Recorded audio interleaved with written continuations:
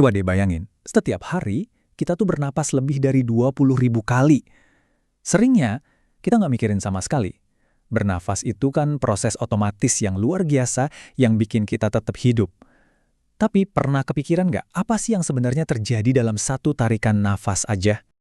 Nah, di sini kita bakal ajak kalian ikut dalam sebuah perjalanan mikroskopis yang keren banget. Kita akan ikuti satu tarikan napas.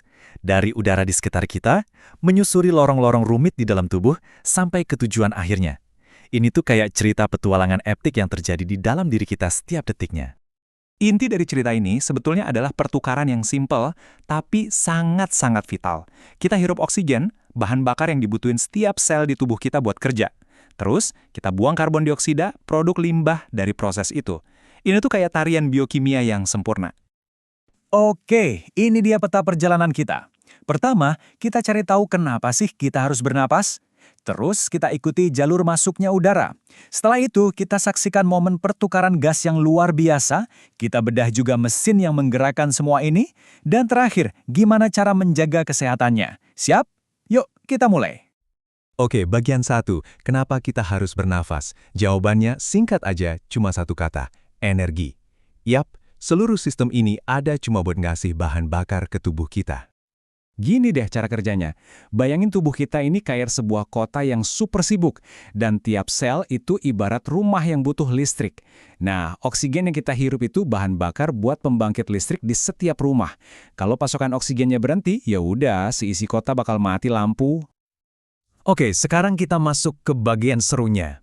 Bayangin kita bisa jadi super kecil dan ngikutin satu molekul oksigen dalam perjalanannya. Petualangannya dimulai pas kita tarik nafas lewat hidung. Pemberhentian pertama kita, bisa kita lihat di sini, itu rongga hidung.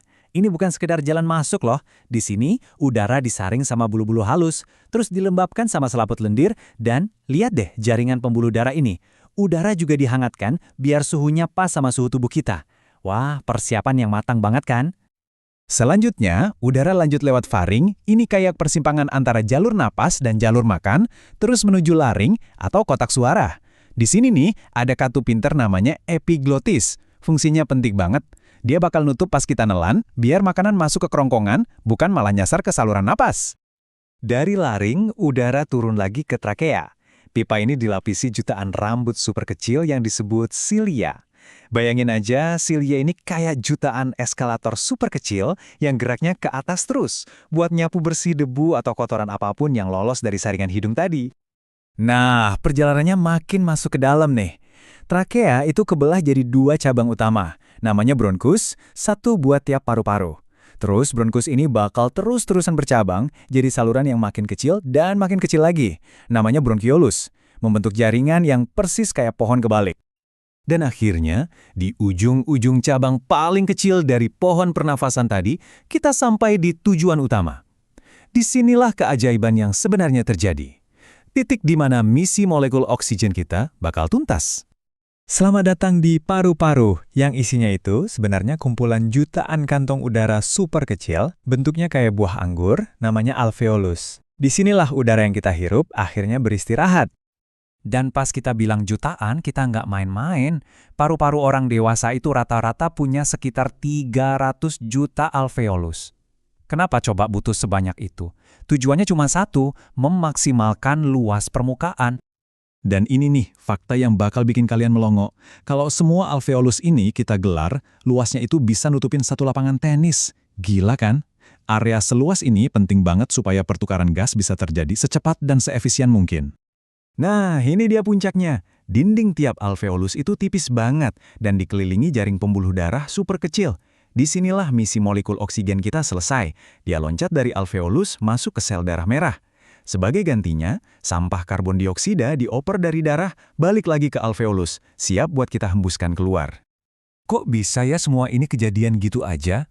Jawabannya simpel, difusi. Jadi udara yang kita hirup kan kayak oksigen, sementara darah yang baru nyampe paru-paru itu miskin oksigen. Ya udah, secara alami oksigen pindah dari tempat yang padat ke yang kosong. Sebaliknya juga gitu buat karbon dioksida. Proses fisika yang elegan dan otomatis banget. Oke, kita udah ngikutin perjalanan udaranya, tapi apa sih yang sebenarnya narik udara masuk dan dorong udara keluar? Yuk, sekarang kita lihat gimana mesin pernapasan yang kuat ini bekerja. Prosesnya itu mekanis banget. Coba lihat gambar yang kiri, buat inspirasi atau menghirup napas.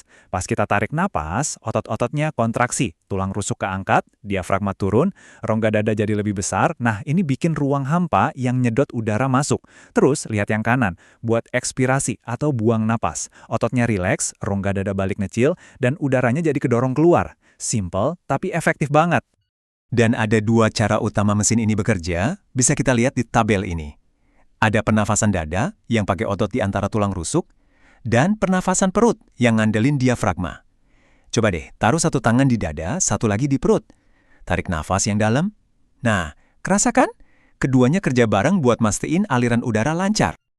Wow, kita udah lihat kan betapa luar biasanya sistem pernafasan kita. Sekarang kita bahas yang paling penting, bagaimana cara kita melindunginya. Sayangnya, sistem ini juga punya kelemahan. Penyakit kayak asma, infeksi macam pneumonia dan TBC, atau radang kayak bronkitis, semua itu bisa ganggu fungsinya. Belum lagi ancaman dari luar kayak polusi udara, yang jadi risiko besar buat kesehatan paru-paru kita dalam jangka panjang. Jadi, kita tutup pembahasan kali ini dengan sebuah pemikiran. Setiap detik, setiap hari, mesin super canggih ini kerja non-stop di belakang layar, tanpa kita sadari. Melakukan tarian yang rumit antara fisika dan biologi cuma buat kita tetap hidup. Nah, setelah tahu semua yang udah dia lakuin buat kita, pertanyaannya sekarang dibalik, apa yang bisa kita lakuin untuk melindungi dia?